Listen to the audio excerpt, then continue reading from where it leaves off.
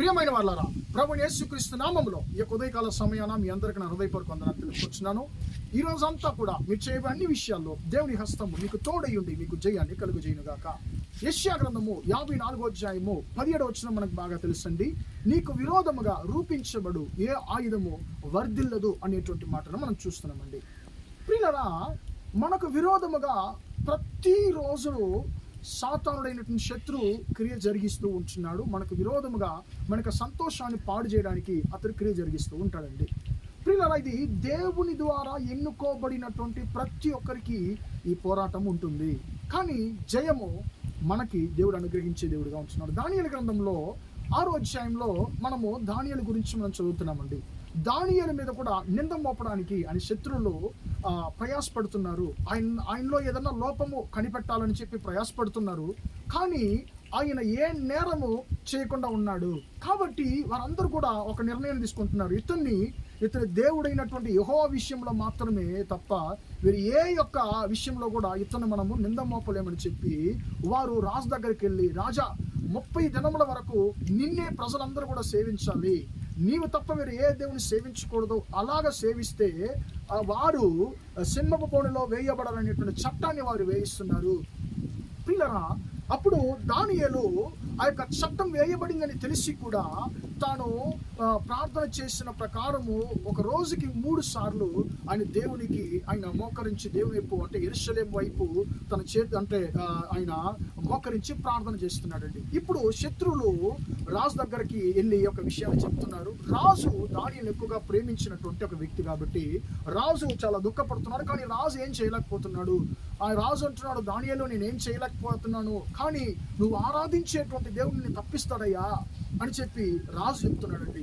ఇప్పుడు వారు రాజు యొక్క ఆజ్ఞ చొప్పున ఆయన తీసుకెళ్లి సింహపు బోనులో వేస్తున్నారు. శత్రువులు అనుకున్నారు ఇంకంతే, దానియేలు మన యొక్క ఆయుధం ద్వారా అతడు నాశనం అయిపోతాడు, చనిపోతాడు అని చెప్పి అనుకున్నారు. కానీ ప్రియులారా, జరిగిందేంటి? దేవుడు తనకు దూతలను పంపి సింహం యొక్క నోళ్లను కట్టివేశాడు, బంధించాడు. ప్రియులారా, ఏం జరుగుతుంది?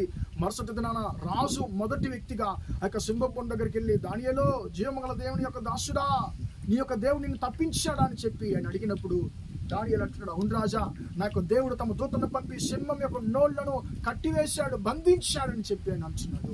ప్రియులారా, ఏం జరిగింది? ఆయన తీయబడుతున్నాడు. ఆయన పైకి వచ్చిన తర్వాత, ఆ సింహపు బోన్ నుంచి పైకి వచ్చిన తర్వాత ప్రియులారా, ఆయనలో ఒక చిన్న ఏ యొక్క గాయం కూడా ఆ సింహాలు ఆయన ఏ మాత్రం గాయపరచలేదు.